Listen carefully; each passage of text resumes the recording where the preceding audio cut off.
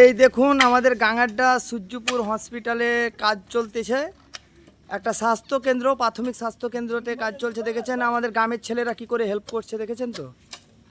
এই দেখেন আমাদের এই পাড়ারই ছেলে, সূর্যপুর পাড়ারই ছেলেগুলো এই দেখেন দিচ্ছে হসপিটালে। হসপিটালটায় প্রত্যেক দিন প্রায় 150-200 করে পেশেন্ট আসে। আর হসপিটালটাতে 150-200 পেশেন্ট এসে আমাদের এখানে ভালো ডাক্তার আছে, ডাক্তার সাহা ভালো চেক আপ করে, ওই জন্য এখানে পেশেন্টও হয়। কিন্তু হসপিটালের অবস্থা দেখছেন সরকার কি করছে। এই দেখেন আমাদের পাড়ার ছেলেরা হেল্প করছে।